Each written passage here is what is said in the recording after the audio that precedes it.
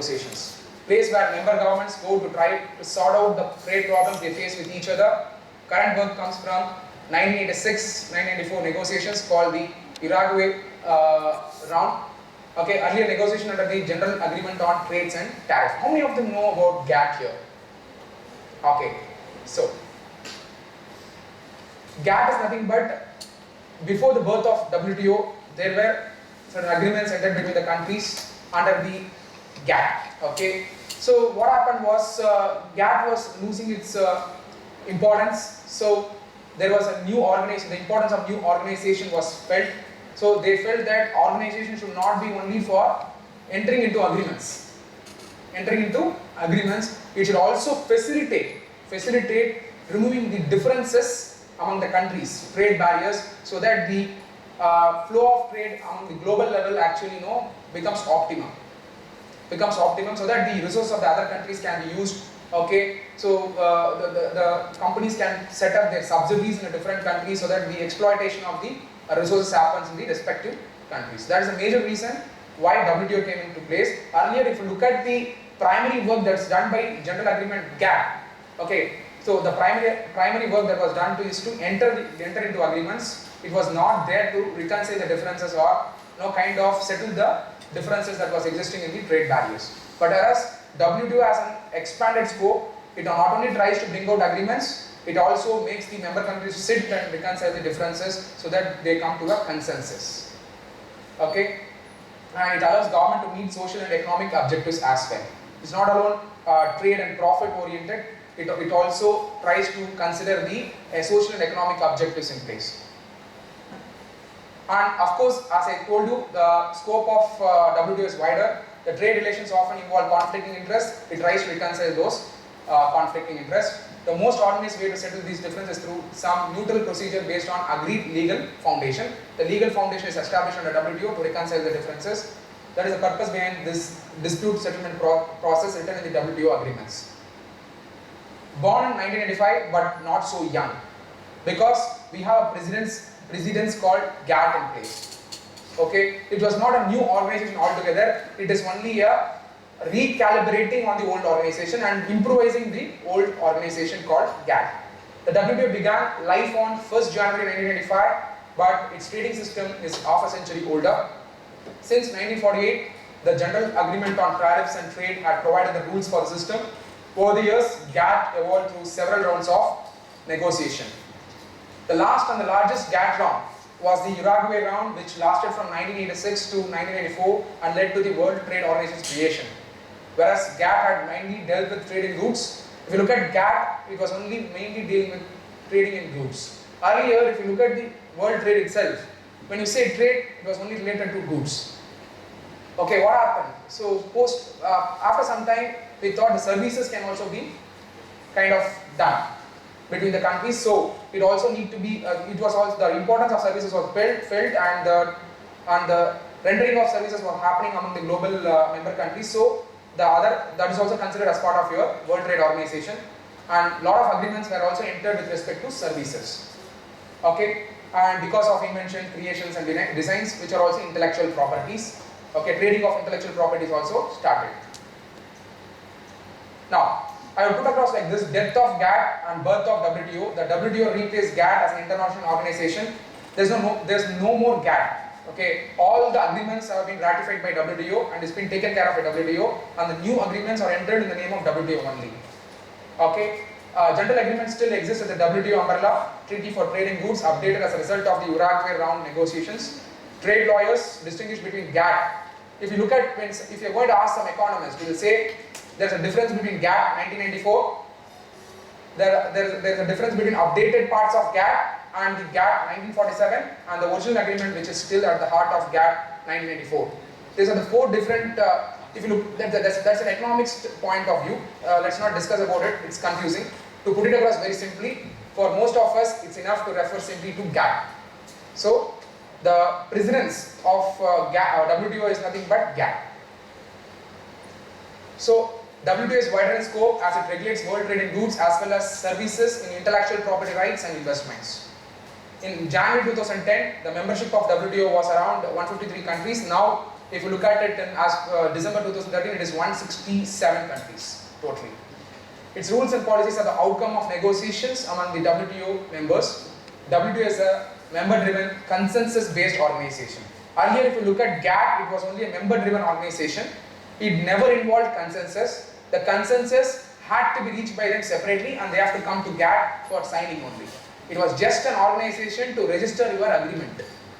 Okay, but now WTO has taken a different role altogether, saying that please come, there is a trade barrier between your country as well as that country, please come to my forum, I will reach a consensus to you and kind of come out with the, give a solution to you and arrive at the agreement. Yeah. You said it's 167 countries. What about the other 23 countries? Is there another forum there, or they have not joined WTO. There are forums operating at minuscule. Okay, WTO is the world forum which operates for the global level. There are forums, even each country, even state has, in fact if you look at in India, each state has its own organization to facilitate trade.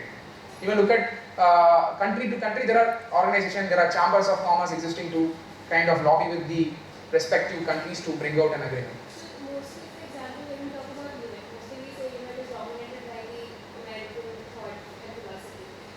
In WTO, there is nothing like this, that because you said that the countries eat among themselves, in between themselves, they decide and then come here only for the agreement. But at least WTO, see, it's an organization, it's a non-profit organization, so at least it operates in a fair manner, at least it operates in a fair manner. Okay, so to put it, yes, US has a domination again. Okay, it has a domination that cannot be denied, but at least it operates in a fair manner. Then how can it be unfair? So that's how it is. So at least not like like World Bank. Not like at least World Bank. Here, the main purpose of WTO is only to facilitate agreement.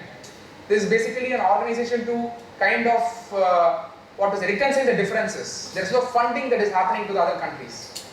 When there is a funds involved, then you can raise the consensus who is actually operating. But at least WTO has a role to play to kind of facilitate and trade. So that's the thing. It considers all the countries' view. That's the point. So what are the principal objectives of WTO? The principal objectives are trade without discrimination, okay, raising the standard of living of the entire world, that is member countries in specific, optimal use of world's resources, settlement of disputes, growth of less developed countries, that is NDCs, protection of environment of the member countries also is specific to the other countries, enlargement of production and trade and employment, creating opportunities. So basically if you see when the WTO member is sitting for any discussion on entering the agreement, the primary objective will be to first he will independently think whether these things are addressed. Then only he will facilitate the other countries to enter into the agreement. The agreement should be in such a way that it addresses all these issues. If there is going to be, for example, the agreement is actually anti-employment, okay, it's not facilitating employment, then probably you might look at it in that angle as well and say you enter into a consensus, then come back for the agreement. So it looks into all the dimensions of the economy. Now, what are the functions of the WTO? Implementation of reduction in trade barriers, forum for negotiation, settlement of disputes, assistance to International Monetary Fund and other institutions as well like World Bank also, administrations of agreements, examination of trade policies, and then consultancy services in case they need consultancy services for the purpose of kind of drafting the agreement and all those things, and collection of foreign trade informations to bring out a harmonized system of listing of goods and services. What are the agreements of WTO? It's primarily the agreements providing the WTO is a result of the Uruguay round. If you look at the agreements, there is an agreement on agriculture related products. Okay, there is an agreement on trade in textiles and clothing. There is a multi-fiber agreement.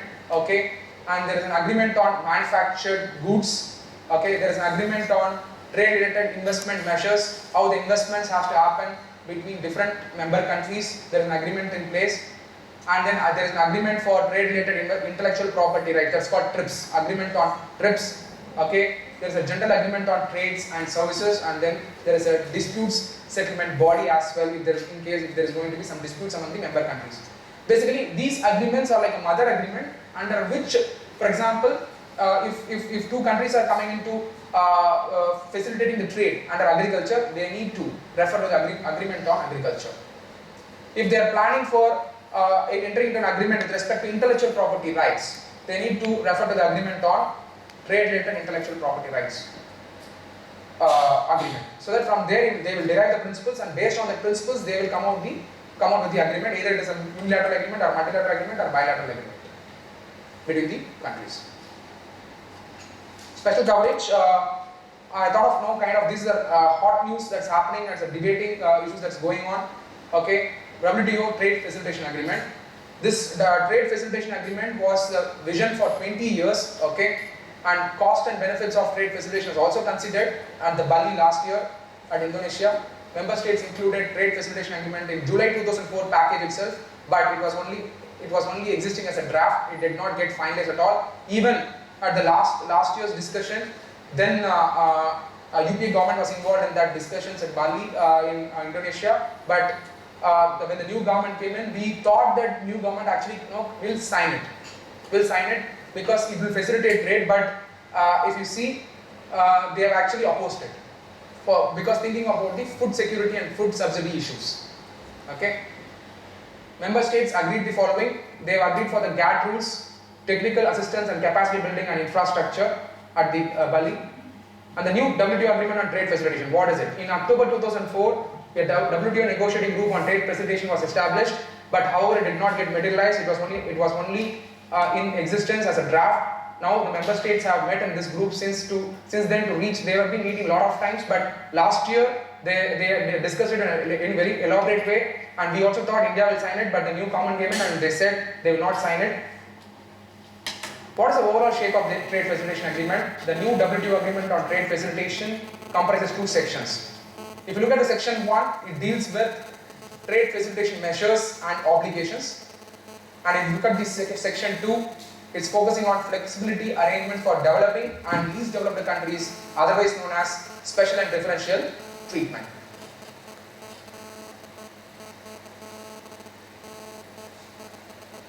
Okay, so there are specific issues that have been agreed.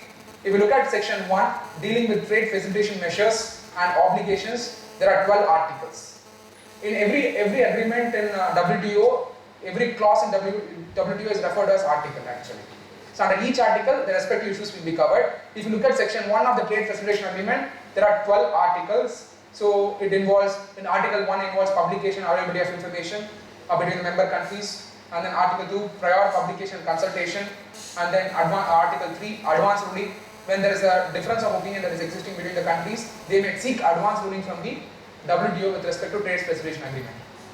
Before entering into the agreement, they will refer the matter to the WTO to engage an expert to analyze the issue actually, or form a council or a group to expert committee to examine the issues to bring out the solution for the respective advance ruling. Okay, article 4 is appeal or review procedures. Article 5 deals with other measures to enhance impartiality, non-discrimination and transparency. And article 6 deals with disciplines on fees and charges imposed on in connection with importation and exportation, import and export. And article 7 deals with release and clearance of goods. Article 8 deals with border agency coordination. Article 9 deals with movement of goods under customs control intended for import. Then article 10 deals with formalities connected with importation and exportation and transit. Article 11 deals with freedom of transit, and article 12 deals with customs cooperation. And how many of them know about OECD? OECD, yeah. Yeah, fantastic, yeah. Okay, so there's somebody who asked me that WTO is the only organization. There is also an organization called Organization for Economic Cooperation and Development Council, but it's not that greatly prevalent. It also complemented and kind of spoke about Trade Facilitation Agreement. It also took some certain initiatives on Trade Facilitation Agreement. So it developed around 12 trade facilitation indicators, which said the 12 indicators are the only indicators which will facilitate trade among the member countries. Okay, that correspond to these categories of measures. Research findings suggest that the greatest contribution to reducing trade costs are likely to come from measures to streamline procedures and from advance rulings only. That is, advance ruling is nothing but getting the opinion upfront, rather than entering into an agreement and having a fight in place and then reconciling it. Advance ruling is first getting the expert opinion from the organization itself, which is facilitating the agreement, and then entering further. So that we come to a consensus basically. Okay, suggested for automation and measures to streamline fees and charges. Cumulative cost reduction potential for all the trade facilitation indicators is almost 10% of trade cost, an estimate which they note is consistent with other studies of the impact of trade facilitation on trade cost, and it is these areas then that should also matter most to business. But WTO has taken help of OECD for the purpose of bringing out the trade facilitation agreement. They have come into a consensus actually in the first place, because OECD is involved into a lot of research with respect to bringing harmony in the trade. So they have taken help and also taken certain documents from the OECD, references also being given to the OECD for the purpose of arriving at the agreement actually.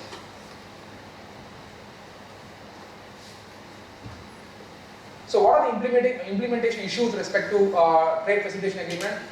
Okay, special differential treatment for developed countries is there in the trade facilitation agreement. The common interest, if you look at the trade facilitation agreement, the common interest is reducing trade transaction costs for all WTO members. If you look at, okay, to understand very simply, for example, if there is some goods which is being traded from US to India, what is that extra cost that is involved in that? Apart from your logistics cost, leave that anyway will happen. What is that extra cost? Like taxes, duties, customs duty, okay, customs duty, and if you look at after bringing to India, okay, a lot of taxes are levied, okay. So the entire tax system itself is a burden to the trading of goods and services. The main target of the WTO is to ensure the trade barriers is taken out through by means of liberalizing the tax structures in the economy. That's the reason if you look at, there are a lot of double taxation avoidance agreement prevailing between the countries to ensure no, you are not taxed double. You are not taxed double. Okay, so it is also interesting to know the area in which I am working on, that is global transfer pricing services. Basically, the global transfer pricing issue itself is revolving around the double taxation avoidance agreement.